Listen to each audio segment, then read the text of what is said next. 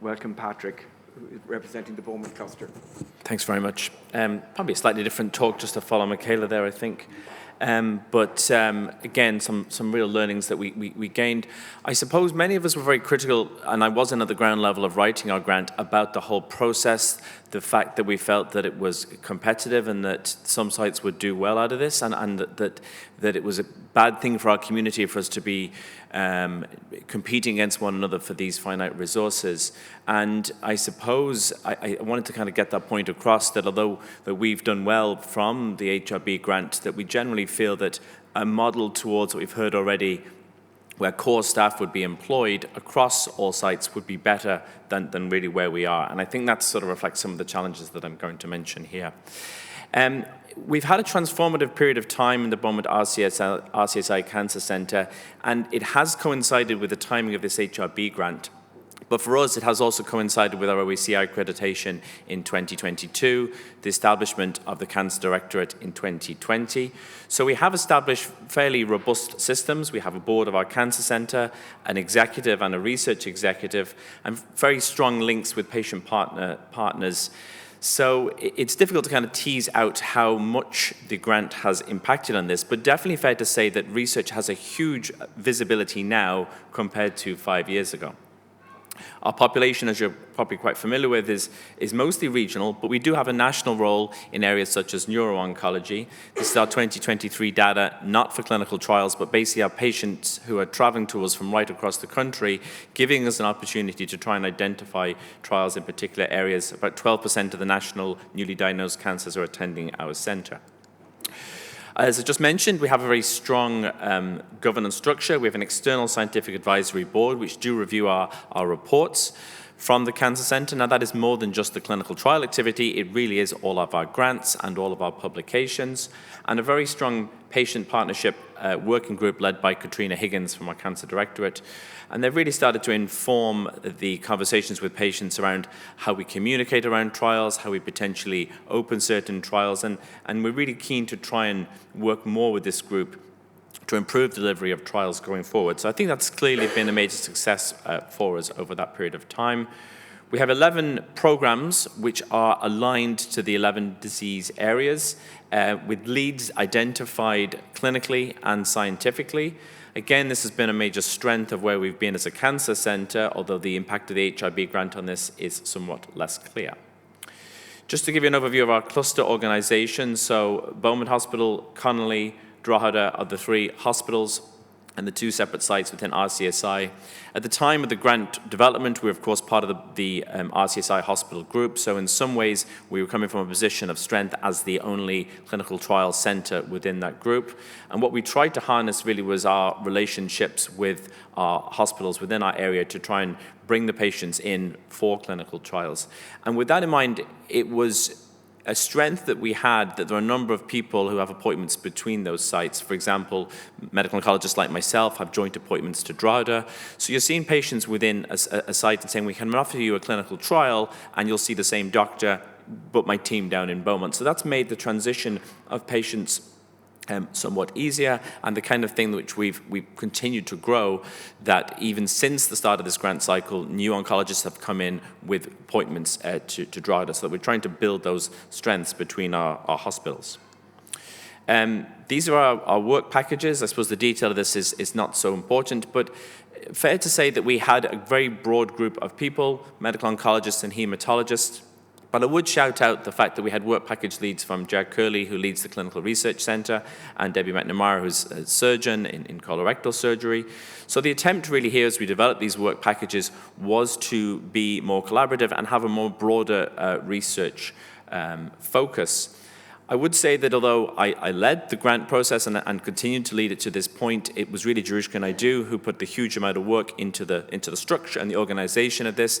And I think as a critical point around the grants, it was really 10 years since I'd had any experience with writing grants, and that was at a far more junior level. And although I'd been leading the trials unit for those 10 years, certainly was in a very different scenario, being asked by the HRB to write such a competitive grant. So, you know, we relied hugely on the expertise of Jerushka Naidu and Siobhan Glavy and others to wade in to make this really a robust grant.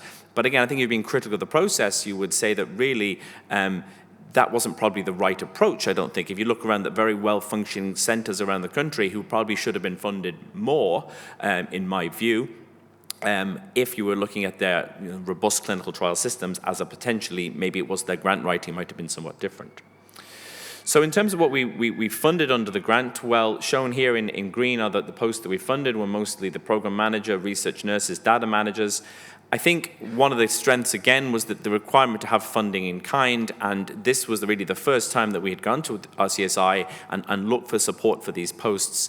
And that really, I suppose, has not least the money we got from the grant, but the fact that we were able to have support from our academic partners to have key staff really, shifted the bar forward, I think. So I just have one slide on this, which I was just going to talk a little bit around. The benefits of the grant: increased funding. We were fortunate that we moved from a situation from the credit-based system under Cancer Trials Ireland and ICOG before that to this new grant, where we actually got an increase in our funding. We were dependent quite a bit on our activity, but actually quite a bit of our credits previously came from translational research, particularly in the area of breast cancer from Arnie Hill and Leonie Young. And it was a somewhat arbitrary system that we had, and I think we all felt there was a need to reform the funding system.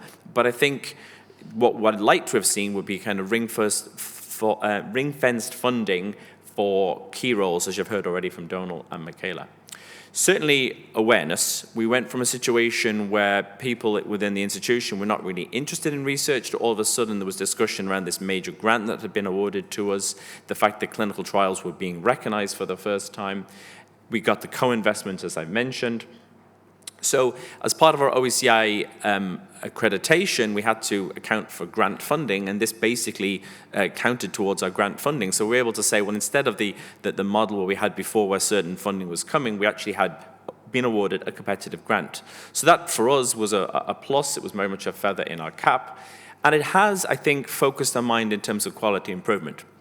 Obviously, this was something that we were very focused in anyway, but as I've shown you already, we had a particular work package designed around our quality improvement, our SOPs, our processes, and we've done a lot of work over time over that. We had a recent HPRA inspection where they, I think, were quite complimentary about the work that we'd done in quality, but actually criticized us and said, well, you should have even more formalized structures in terms of minuting different meetings and assigning different times when SOPs are approved. So we've looked at that, and I think has been a step forward in terms of how we deliver quality. The challenges, I think any of us would probably say that the reporting has been a major challenge. Micheala touched on this. I think, out of all the administration that I have to do across different roles, the reporting for this is really the bane of my life. It's so much hassle to answer these questions, which I think were probably not designed with cancer clinical trials in mind. They were clearly designed around host institutions being academic universities and not around the work that went on the ground. So the amount of time and effort that now goes into us reporting to the RCSI and forward and back between questions has really been a major challenge, and that really needs to be done better, I think, in the future. We've been very reliant on our academic partner, although it's been a major plus in terms of the infrastructure that we've built, the staffing. The fact that I personally am not the person to sign off on the documents and the questions that we then have to go to other people who are basically not directly involved in Beaumont Hospital or directly involved in the delivery of the cancer research has really been a challenge, and I think, again, something that really should be thought about. The lack of support for translational observational research called out originally by the HRB in the grant call that we moved from a situation where we had core funding coming from Cancer Trials Ireland, which was driven very much by our strong basis in translation observational research, but now we were being told that this money had to be funded towards interventional studies only. Now, that hasn't to say that we haven't been building strength in this area. More that the criticism is that the grant has not been specifically directed to this, and I would like to see that change for the next grant cycle. The financial bureaucracy is a major headache in that we are reliant on money being transferred from the HRB to the RCSI and then invoicing between Beaumont Hospital and RCSI. And although that we have a very strong relationship as part of our cancer centre, the documentation toing and fro has been really so frustrating at times, not least if you take examples about pay cycles, pay structures. You heard already about changes, say, within the HSC pay grades. Had to go back then to the grant and say, well, actually the pay grade has changed and no longer that we're going to be able to fund all of this, and the amounts having to change. So the frustration around that has been very, very difficult, and generally the flow of money is overly bureaucratic, that the money is not getting to our unit in the way that it should quickly. This is short-term planning. So I suppose we moved from a situation where we had sort of year-on funding from Cancer Trials Ireland, where there was an expectation that we would continue to be a research unit. When the grant call came out, I remember being on phone calls where it was suggested that there could only be maybe 4 sites funded, and people were looking around the country saying, well, maybe we will no longer have a research unit if we're not getting funding from this. Again, we're very fortunate that we got the funding from the HRB, and we've had a 5-year of stability, but that's short-term. And again, we're employing staff that we do employ them through the hospital, and they're employed permanently, but they're employed under a grant that's about to expire. And if we don't have funding in a year or two's time, we'll have to look for other sources to support that. So we really do need to have a much longer-term strategy in terms of how we deliver cancer research. And on that, I'll close. I'm happy to take some questions, obviously, in time. Thank you.